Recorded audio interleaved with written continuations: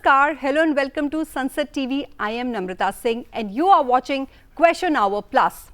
This show focuses on important questions raised by members in both houses of Parliament concerning matters of national interest. In the Rajya Sabha, members from various parties post questions related to 8 ministries and sought responses from the respective ministers. Similarly, in the Lok Sabha's Question Hour today, members from diverse parties raised questions pertaining to 11 ministries and sought responses from the respective ministers. In today's program, we will be addressing questions regarding the Ministry of Finance, Ministry of New and Renewable Energy, Ministry of Youth Affairs and Sports, Ministry of Fisheries, Animal Husbandry and Dairying, and Ministry of Panchayati Raj, and will also provide related information. Now, let's take a look at some of the questions asked by the members in both the houses today. Rajya Sabha MP Brijlal asked the Minister of Finance, steps taken to promote financial inclusion in the country and steps taken to promote entrepreneurship, especially among unorganized small entrepreneurs such as street vendors. In its reply, Finance Ministry said, the government initiated the National Mission for Financial Inclusion, namely Parliamentary Jan Dhan Yojana, in August 2014 to provide universal banking services for every unbanked household based on the guiding principles of banking the unbanked, securing the unsecured, funding the unfunded, and serving unserved and underserved areas. The opening of Jan Dhan accounts has facilitated the coverage of various social security schemes among the unorganized section of the society. The coverage as on November is as under. To promote entrepreneurship, especially among unorganized small entrepreneurs, these initiatives aim to foster financial inclusion and support the growth of individuals in the unorganized sector. In just 6 years, India has surpassed financial inclusion targets that were initially projected to take 5 decades. The Jan Dhan Aadhaar mobile architecture has played a pivotal role to ensure transfer of government benefits to the common citizens. Parliamentary Jan Dhan Yojana has resulted in inclusive growth of all sections of the society. Over 50 crore people have joined the formal banking system through Jan Dhan accounts, with more than half belonging to women and 2/3 opened in rural or semi-urban areas. Total deposit balances under PMJDY accounts stand at an impressive over 2 lakh crore rupees, marking a 13-fold increase since August 2015. This represents a 3.8 times increase over August 2015. Amidst the COVID pandemic, over 20 crore women with PMJDY accounts received monthly financial assistance of 500 rupees for 3 months through direct benefit transfers. PMJDY has successfully integrated the unbanked, broadened India's financial landscape and extended financial inclusion to nearly every adult. Over the last decade, India has successfully built one of the world's largest digital government-to-people architectures, leveraging digital public infrastructures. The implementation of DPIs along with the JAM Trinity has been pivotal in increasing ownership of transaction accounts from about 1/4 of adults in 2008 to now exceeding 80%. India's fast payment system like UPI has been notably swift and transformative. In May 2023 alone, over 9.41 billion transactions amounting to approximately 14.89 trillion rupees were conducted. The total value of UPI transactions nearly equaled 50% of India's nominal GDP in 2022-23. Notably, in India, the account aggregator ecosystem facilitated an 8% higher conversion rate in SME lending, a 65% savings in depreciation costs, and a 66% reduction in fraud detection related expenses for some non-bank financial companies. Banks report that approximately 6.26 crore PMJDY account holders benefit from direct transfers under various government schemes. Digital transactions have witnessed a remarkable surge, with over 33.98 crore RuPay debit cards issued. Additionally, RuPay card transactions at POS and e-commerce rose from 67 crore in 2017-18 to 126 crore in 2022-2023.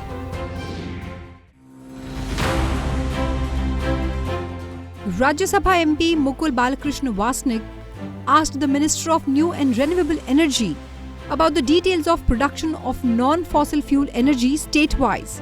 He also asked steps taken to ensure production of 50% of country's energy requirements through renewable energy by 2030. In its reply in the upper house, the ministry said, India is on track for achieving its target of having 50% of its installed source generation capacity from non-fossil fuel sources by 2030. So far, a total of 186.46 gigawatt capacity from non-fossil fuel-based energy resources has been installed in the country as on October 2023, which includes 178.98 gigawatt renewable energy and 7.48 gigawatt nuclear power. In addition, 114.8 gigawatt of capacity is under implementation and 55.13 gigawatt of capacity is under tendering. The non-fossil electricity capacity increased from 32.54% in March 2014 to 43.82% in October 2023. The government has taken several measures to promote renewable energy in the country, including inter alia the following: permitting foreign direct investment up to 100% under the automatic route, waiver of interstate transmission system charges for interstate sale of solar and wind power for projects to be commissioned by June 30th, 2025, specifying the minimum share of consumption of non-fossil resources by designated consumers, including distribution companies up to 2029 to 2030, setting up of ultra-mega renewable energy parks to provide land and transmission to renewable energy developers for installation of RE projects at large scale. Schemes such as Pradhan Mantri Kisan Urja Suraksha Evam Utthan Mahabhiyan, laying of new transmission lines and creating new substation capacity under the Green Energy Corridor scheme for evacuation of renewable power. India has surpassed its NDC target, achieving 40% non-fossil electricity capacity, a remarkable 9 years ahead of schedule. Notably, we added 64.3 gigawatt solar capacity, a staggering 23 times the installed capacity in 2014. India shines not just in embracing clean energy, but in doing so at costs that have astounded the world. Over the recent decade, India's accomplishment includes producing renewable energy at the lowest cost globally. Approximately 90 lakh solar lighting systems were distributed, marking a 3.8-fold increase from 2014 levels. 5.3 lakh solar pumps were provided to farmers, a remarkable 45 times the installations as of 2014. The share of renewable energy in the electricity mix rose from 6.4% in 2013-14 to an impressive 12.5% in 2022-23. India has emerged as a global leader in renewable energy production, setting an unparalleled standard for cost efficiency. Solar tariff reduced significantly from over 6 rupees per unit in 2014 to less than 2 rupees per unit in 2020-21. Solar module manufacturing capacity experienced a 10-fold increase, reaching 25 gigawatt per annum in 2023 from a 2.4 gigawatt per annum in 2014. Additionally, the country saw the installation of an indigenous solar cell manufacturing capacity of 6 gigawatt per annum. Wind turbine manufacturing capacity increased by 1.5 times, going from 10 gigawatt per annum in 2014 to 15 gigawatt per annum in 2023. Foreign direct investment in the renewable energy sector surged 3.7 times, reaching 82,610 crore over the recent decade, compared to 21,900 crore in March 2014. Indian renewable energy development agencies commendable effort resulted in a six-fold increase in loan disbursement for renewable energy projects, growing from 14,320 crore rupees in March 2014 to an impressive 82,700 crore rupees in this decade. As India continues to lead the charge in renewable energy, the world looks on, inspired by the nation's unwavering commitment to a greener and a more sustainable future.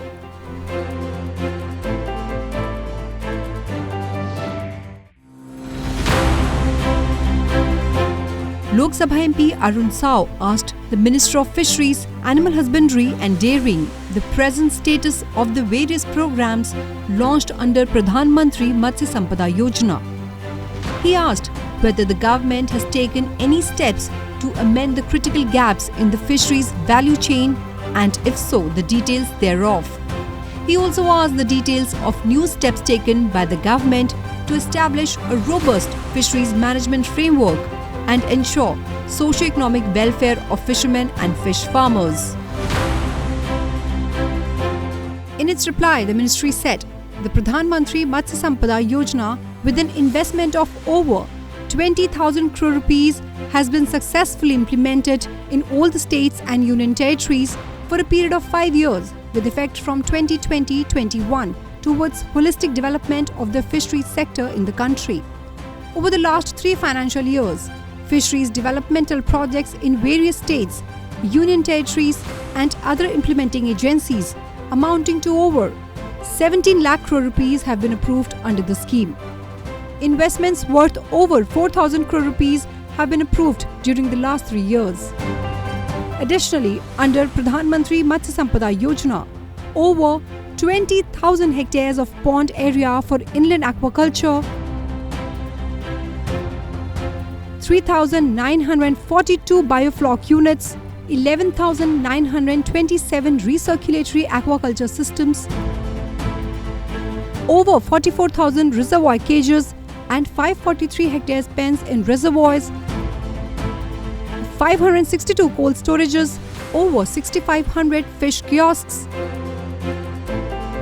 108 value-added enterprise units and over 25,000 post-harvest transportation units have been approved for promotion of aquaculture, mariculture and post-harvest management activities.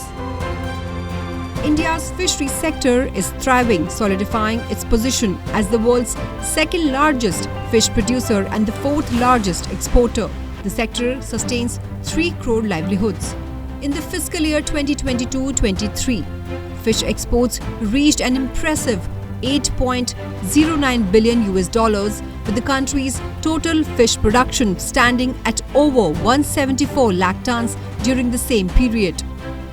Over the last 9 years, the government has invested over 38,500 crore rupees in fisheries and aquaculture, with an allocation of over 20,000 crore rupees for the Parliamentary Matsya Sampada Yojana. Since its implementation in 2020-21, Parliamentary Matsya Sampada Yojana has achieved 73% of its envisaged investment, approving projects worth 14,656 crore rupees in the last 3 years. Parliamentary Matsya Sampada Yojana generated 55 lakh direct and indirect employment opportunities along the value chain. India's fish production has witnessed a remarkable 22-fold increase since 1950, reaching 174 lakh tons in 2022-2023. This marks an impressive 81% growth from 2013-14. Inland fish production has doubled in the last 9 years, reaching 161 lakh tons from 61 lakh tons in 2013-14. PMMSY has effectively addressed critical gaps in the fisheries value chain, emphasizing production, productivity, quality, technology, infrastructure and marketing. Under Parliamentary Matsya Sampada Yojana, a group accident insurance scheme provides coverage for the fishers and fish workers, offering 5 lakh rupees for accidental death or permanent disability. In 2022-23, a total of 33.21 lakh fishermen have been insured. The scheme expands fisheries to non-traditional areas, cultivating 20,000 hectares through inland aquaculture. Pradhanmantri Matsya Sampada Yojana is committed to empowering youth and women through capacity building, innovation and entrepreneurship. To enhance financial inclusion, insurance coverage for fishing vessels and Kisan credit card facilities has been extended to fishermen. The government is set to increase fish production to 22 million metric ton by 2024-25, benefiting millions in the value chain. Over the past 9 years, the government has invested over 9,000 crore rupees in infrastructure projects including fishing harbours, fishing landing centres, Fisheries and Aquaculture Infrastructure Development Fund and Pradhanmantri Matsya Sampada Yojana, ushering in a transformative blue revolution in the country.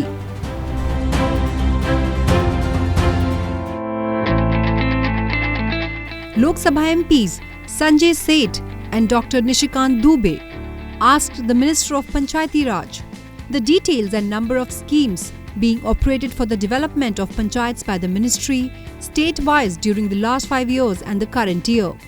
They also asked the provisions made by the government to ensure implementation of better Panchayati Raj system in the country. In its reply, the government said, the Rashtriya Gram Swaraj Abhiyan is implemented by the Ministry of Panchayati Raj with the primary objective of strengthening Panchayati Raj institutions by way of capacity building and training of the elected representatives and the functionaries of the PRIs. RGSA scheme encourage a competitive spirit among PRIs. This includes financial incentives given to best performing panchayats in recognition of their good work towards improving delivery of public goods and services. The Mission Mode project on e-Panchayats works towards digitization of panchayats to bring in efficiency, accountability and transparency in the functioning of the PRIs and for its overall transformation. Swamitva scheme stands as a groundbreaking historic initiative to grant legal property rights in inhabited rural areas. Prior to 2020, inhabited areas in village settlements were excluded from land surveys, leaving these locations without legal documentation of property ownership. Since its nationwide launch on April 24, 2021, the Swamitva scheme has been adopted by 31 states and union territories. A staggering 2.47 lakh villages have undergone drone surveys. The scheme has prepared 1.29 crore property cards for 78,000 villages. A total of 981 cores, including 549 from Swamitva, have been established across states and union territories. The flow of Central Finance Commission grants increased five-fold from 2014 to 2023. Funding in the period from 2005 to 6 to 2013-14 amounted to 60,973 crore rupees compared to 3,43,698 crore rupees between 2014-15 to 2022-23. Notably, the per capita per annum allocation of Central Finance Commission grants experienced substantial growth from 54 rupees in the 12th Finance Commission to 674 rupees in the 15th Finance Commission, highlighting positive achievements in financial allocations. The current 15th Finance Commission grants are extended to all three tiers of panchayats and traditional rural local bodies in all states. E-Gram Swaraj serves as a comprehensive platform for planning, accounting and various panchayat functions. 2,55,449 Gram Panchayat development plans for 2022-23 are now accessible on E-Gram Swaraj. Beneficiary verification in the People's Plan campaign has been prioritized, offering an online system to display beneficiary lists for public scrutiny during Gram Sabhas. This digitized accountability initiative covers 16 schemes from 6 union ministries, departments, fostering transparency and public participation. The E-Gram Swaraj PFMS interface stands as a groundbreaking step towards promoting good governance at the local level. It facilitates online payments for panchayats, specifically for expenses under the Central Finance Commission. This unique initiative empowers Gram Panchayats to make real-time payments to vendors and service providers. 2,59,197 Panchayati Raj institutions have adopted eGSPI with 2,36,970 PRIs conducting online payments totaling over 1,34,000 crore rupees covering all onboarded schemes. The eGram Swaraj Government e-marketplace interface has been integrated with Government e-marketplace, leveraging the eGram Swaraj platform.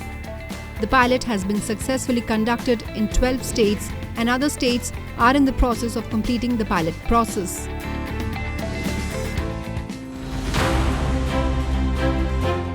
Lok Sabha MP Pratap Simha and Lok Sabha MP Dr. Umesh G. Jadhav asked the Minister of Youth Affairs and Sports whether the government has taken any initiatives to encourage sporting habits among young minds, particularly in rural areas in the country. In its reply, the ministry said, sports being a state subject, the responsibility to promote and develop sports in the country, including rural areas, rests primarily with the respective state or union territory governments. However, the union government supplements their efforts in this regard through its following schemes: Khelo India, assistance to national sports federations, special awards to winners in international sports events and their coaches, national sports awards, pension to meritorious sports persons, Pandit Deen Dayal Upadhyay National Welfare Fund for sports persons, National Sports Development Fund, and running sports training centers through Sports Authority of India. All these schemes cater to the entire country, including rural areas. Further, one of the components of the Khelo India scheme, promotion of rural and indigenous/tribal games, is specifically dedicated towards promotion of sports in rural areas. In a dazzling display of sports prowess, India marked a remarkable 10-fold increase of gold medals in 2023. This notable accomplishment propels India to the top 5 in the global medal tally, underscoring the positive impact of transformative schemes like TOPS and Khelo India scheme. Tailored to promote rural and indigenous/tribal games, the dedicated elements within the Khelo India scheme exemplify a comprehensive and inclusive approach to sports development thanks to strategic government investment. Khelo India centers at the state level benefit 3,865 athletes across 67 SAI training centers nationwide. The scheme has sparked active participation from Kendriya Vidyalayas, Army Public Schools and SAI Extension Centers. The Khelo India State Centre of Excellence initiative propels high-performance training with 28 centres identified for enhancement across various states and union territories. Annual sports competitions including the Khelo India School Games and Khelo India Youth Games have garnered substantial engagement. Talent search at the grassroots level is underway through the Khelo India scheme, with zonal committees identifying potential talent in 20 disciplines among youths aged 8 to 14. Launched in 2014, TOPS has revolutionized Olympic and international sports success. The scheme's impact on Indian athletes spanning the Olympics and Paralympics is remarkable. Paralympians in Rio achieved 4 medals including 2 golds. At the 2018 Commonwealth Games, 47 out of the India's 70 medals were secured by TOPS-supported athletes. In Tokyo Olympics, all athletes, including Paralympians, received top-notch coaching, equipment and stipends, leading to a historic success with the 47-member Paralympic contingent securing 19 medals, a testament to the phenomenal growth driven by the TOPS initiative. The government is committed to shaping India into a sports powerhouse and fostering leadership in sports talent development. The National Education Policy 2020 strategically integrates sports into school and college curricula with a focus on cultivating a sports-centric culture, particularly in rural areas. This underscores the commitment to nurturing leadership and talent in the field of sports. Aside from the question hour, both houses conducted legislative business on the second day of the winter session. Let's review the key highlights of the day's proceedings in the Rajya Sabha and Lok Sabha. On day 2 of winter session of Parliament, the Jammu and Kashmir Reorganisation Amendment Bill 2023 and the Jammu and Kashmir Reservation Amendment Bill 2023 were taken up jointly for the discussion in the Lok Sabha. Home Minister Amit Shah tabled the bills for consideration and passing. Members cutting across party lines participated in the discussion. The Rajya Sabha took up the short duration discussion on the economic situation in the country. Participating in the discussion, Sudhanshu Trivedi of BJP highlighted the government's achievement with regard to modernization of railways, increase in number of airports and infrastructure development in the country. Members cutting across party lines participated in the discussion. That is all I have for you in this edition of Question Hour Plus. Thank you for watching Sansad TV.